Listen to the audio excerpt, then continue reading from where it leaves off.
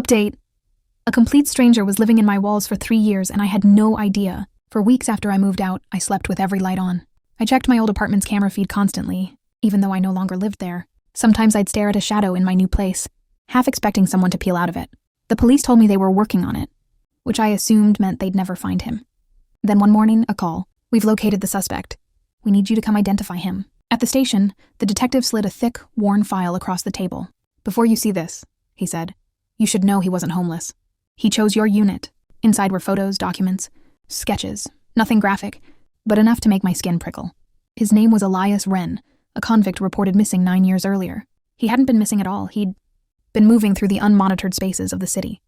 Crawl spaces, ventilation shafts, forgotten basements. He knew how to live unseen. He has a pattern, the detective said. He watches people. For months, sometimes years. But why me? The detective laid out an old tenant record. Several units were circled, mine among them. Elias lived in those walls long before you moved in.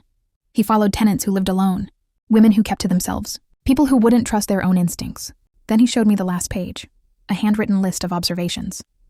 My name at the top, underlined twice. She doesn't hear me. She doesn't know I'm here. She's perfect. I felt sick. How did you catch him? I asked. We didn't. He surrendered. Walked in last night and said you had ruined everything. Asked for a lawyer. My blood ran cold. What did he mean? He won't say, except... The detective hesitated. He asked if you still check your cameras. Then, he laughed. As I left the station, one thought followed me. I hadn't just been watched. I had been studied.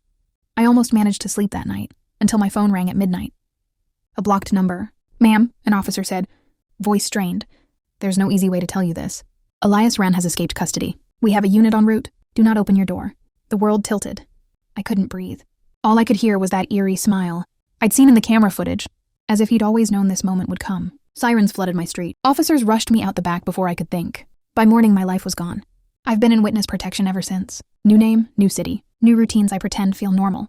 But no matter how many locks I check or cameras I install, sleep won't come. Because somewhere out there, in the quiet spaces between walls, Elias Wren is free, and I live every day with the certainty that he hasn't forgotten me, that he is still watching, still waiting, still looking for a way back into my walls.